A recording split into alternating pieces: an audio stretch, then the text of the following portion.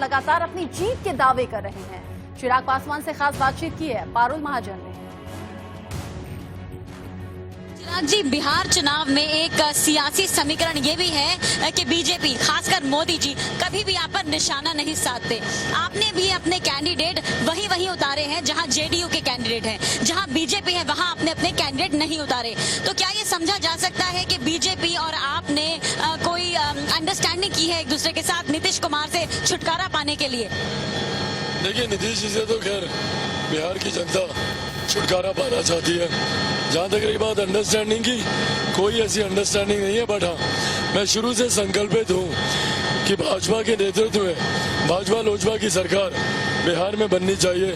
मेरा विश्वास मेरे प्रधानमंत्री जी की विकास की सोच पर हमेशा रहा है और इसीलिए मैं हमेशा से चाहता था कि उन्हीं की विकास की सोच वाला कोई व्यक्ति बिहार में मुख्यमंत्री बने। मौजूदा मुख्यमंत्री नीतीश कुमार जी ने 15 सालों में जिस तरीके से बिहार को बर्बादी की कगार पर लाकर खड़ा कर दिया, मेरा विश्वास नहीं है। मैं नहीं मानता कि नीतीश कुमार जी सात निश्चय से या नली गली बनाने से बिहार का विकास हो सकता है। इसीलिए मैं शुरू से जरूर चाहता था, कोई अंडरस्टैंडिंग ऐसा नहीं है, बट हाँ मेरी तरफ से जरूर था। इसीलिए मैंने भाजपा के सामने मैंने कहीं पे भी प्रत्याशी नहीं उतारे। कुछ 2-3 सीटों को छोड़ दें जहाँ पे हम लोग की फ्रेंडली फाइट हो रही है, उनको अगर हम लोग छोड़ दें तो भाजपा के सामने नहीं, मेरी लड़ाई मौजूदा नेतृत्व सिर्फ और सिर्फ नीतीश कुमार जी से थी। और मुझे लगता है कि शायद अपनी इस लड़ाई में मेरी जीत सुनिश्चित है। मुख्यमंत्री नीतीश कुमार जी कभी दोबारा 10 तारीख के बाद प्रदेश के मुख्यमंत्री नहीं बनेंगे। चिराग जी, एलजेपी पिछली बार एनडीए के साथ थी, मगर इस बार जो पार्टी है वो चिराग पासवान के चेहरे पर चुनाव लड़ रही है। इसके बारे में आप क्या कहना चाहेंगे? देखिए, चेहरा मैं जरूर हूँ, पर उससे ज्यादा जो हम लोग का विजन है, जो हम लोग की सोच है, बिहार फर्स्ट बिहारी फर्स्ट, जो इतना समर्थन मिल रहा है वो सोच को मिल रहा है। वो एक विकास की ऐसी सोच है जिसमें बिहार से जुड़ी हुई हर समस्या का समाधान हम लोगों ने Bihar first Bihari first vision document में उसका जिक्र किया। तो ये जो अपार जन समर्थन मिल रहा है, जिस तरीके से युवा उत्साहित होकर मेरी सभाओं में आ रहे हैं, उनकी आंखों में जो एक उम्मीद मुझे देखने को मिलती है, बड़ी संख्या में महिलाएं अपना आशीर्वाद मुझे देने आ रही है। तो कहीं ना कहीं ये समर्थन चिराग पासवान से ज्यादा बिहार फर्स्ट बिहारी फर्स्ट विकास की उस सोच के लिए है जो पहली बार बिहार को पहले पायदान पर लेके जाने की रेस के लिए है। एक सियासी तस्वीर ये भी है कि चिराग और तेजस्वी के बीच अंडरस्टैंडिंग है, क्योंकि जहां जहां नीतीश कमजोर होंगे वहां तेजस्वी और चिराग मजबूत होंगे। तो क्या फ्यूचर में ऐसा भी हो सकता है कि आप दोनों कोलैबोरेट कर लें और आप दोनों की मिलीजुली सरकार के दर्शन हो बिहार के लोगों को? बिल्कुल भी नहीं, असंभव है ये। देखिए, तेजस्वी की उनकी एक अपनी सोच है। वो लंबे समय तक सत्ता में वो उनका परिवार दोनों रह चुका है, पर उसके बाद भी जिस तरीके से बिहार को विकास की राह पर आगे लेकर जाना चाहिए था, उसमें वो और उनका परिवार पूरी तरीके से नाकामयाब रहा। मेरी सोच तेजस्वी या उनकी पार्टी से बिल्कुल अलग है, बिल्कुल भिन्न है। तो इसीलिए भविष्य में कोई ऐसी संभावना कि मैं तेजस्वी के साथ जाऊं या राजद के साथ या महागठबंधन के साथ लोक जनशक्ति पार्टी का कोई समझौता हो, असंभव है ये। हम लोग बिहार फर्स्ट बिहारी फर्स्ट की सोच के साथ आगे बढ़ रहे हैं और लोक जनशक्ति पार्टी ने कभी भी पोस्ट पोल अलायंस नहीं किया। इसलिए अलायंस नहीं किया कि कल को आपकी सरकार बन जाएगी इसलिए हम आपके साथ आ जाएं, या आपकी सरकार बच जाएगी इसलिए हमारे विधायक आपका समर्थन कर दे, कभी भी नहीं। 2000 में पापा ने पार्टी को बनाया था और 2000 से लेकर अभी तक 4 के लोकसभा के चुनाव हो, 5 के विधानसभा के हो, 9 के लोकसभा के हो, 10 के विधानसभा के हो, 14 के लोकसभा के हो, 15 के विधानसभा के हो या 19 के लोकसभा के चुनाव, हम लोगों ने हमेशा पोस्ट पोल अलायंस अपना डिक्लेयर किया और उसी के साथ लड़े। अगर परिणाम पक्ष में आए तो सत्ता में रहे, नहीं तो विपक्ष में बैठे। जैसे 2015 में हम लोग विपक्ष में बैठे। आज भी मैं शुरू से इस बात को कहता रहा हूँ कि अगर मेरे जीते हुए विधायकों का समर्थन होगा तो सिर्फ और सिर्फ भारतीय जनता पार्टी के मुख्यमंत्री के लिए होगा, ना महागठबंधन के लिए और ना ही नीतीश कुमार जी के लिए। चिराग जी, नीतीश जी की जो संन्यास लेने की घोषणा है उस पर आप क्या कहना चाहेंगे?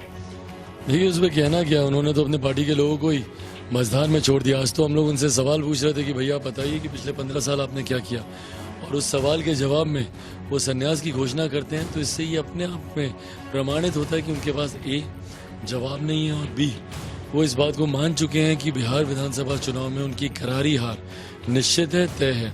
अगर मुख्यमंत्री नीतीश कुमार जी ये सोचते हैं कि इस तरीके की घोषणा करने से जो जांच उनके ऊपर शुरू हो रही है भ्रष्टाचार को लेकर, भले वो 7 निश्चय को लेकर हो, भले वो शराबबंदी को लेकर हो, या बाढ़ में राहत सामग्री पहुंचाने को लेकर हो, जो भी जांच उसके उनके ऊपर हो रही है या शुरू होगी, उससे अगर वो बच जाएंगे तो गलतफहमी में उनको मैं छोड़ूंगा नहीं। उनकी जांच होगी। भ्रष्टाचार के जितने भी आरोप मैंने उनके ऊपर लगाए हैं बिहार की जनता ने, और वो आरोप जो मुख्यमंत्री नीतीश कुमार जी के ऊपर लगाया है, उसकी जांच होगी, और अगर वो दोषी पाए गए तो उनका जेल जाना सुनिश्चित है। चिराग जी, चुनाव से ठीक पहले पिताजी के चले जाने का क्या प्रभाव पड़ा पार्टी पर और आप पर? देखिए, व्यक्तिगत तौर पर तो खैर बहुत बड़ा वैक्यूम है। किसी भी बेटे के लिए मुझे लगता है बहुत स्वाभाविक है कि पिता का जाना मतलब ये एक ऐसी परिस्थिति है जिसके लिए आप कभी भी तैयार नहीं हो सकते। और मेरे लिए तो ये एक ऐसे समय पर आया जब पार्टी की एक बहुत बड़ी जिम्मेदारी सर पर थी, चुनाव सर पर थे, चुनाव प्रक्रिया शुरू हो चुकी थी जिस वक्त पापा का निधन हुआ। तो व्यक्तिगत तौर पर तो खैर बहुत बड़ी हानि रही है, जिसको एक ऐसा वैक्यूम क्रिएट हुआ है मेरी जिंदगी में जो कि कभी अभी नहीं भरा जा सकता है। बट हाँ, पापा के सपनों को पूरा करना है। मेरे पास 2 ही विकल्प बचे थे जिस दिन पापा का निधन हुआ। या तो मैं हाथ खड़े कर देता कि अब मुझसे संभव नहीं है, अब मैं कुछ नहीं कर सकता, टूट जाता, बिखर जाता, और या फिर दूसरा विकल्प था कि पापा जिस तरीके से मुझे तैयार करके गए हैं, जितनी ताकत मुझे देकर गए हैं, जितनी हिम्मत मुझे देकर गए हैं, वही बोलते थे शेर का बच्चा जंगल चीर कर निकलेगा।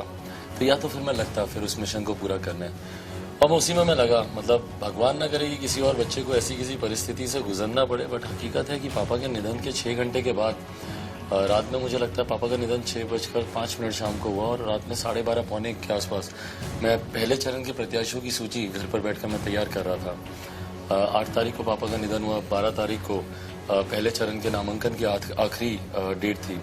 तो मेरे पास समय ही नहीं था। और अभी भी मैं कितनी बार मैं बोलता हूँ मम्मी को कि मैंने तो अभी पापा को ढंग से याद ही नहीं किया है। तो मैं सही में अभी तक मैं उनको याद ही नहीं कर पाया हूँ। 10 तारीख के बाद जब आराम से जब समय मिलेगा फुर्सत में, याद करना उनको, बहुत सारा याद करना, बहुत अच्छे से याद करना। उनके साथ इतनी खूबसूरत यादें हैं। पापा एक्चुअली से पापा ही नहीं, मेरे सबसे अच्छे दोस्त भी थे। तो उनके साथ घंटों बैठकर बातचीत करना।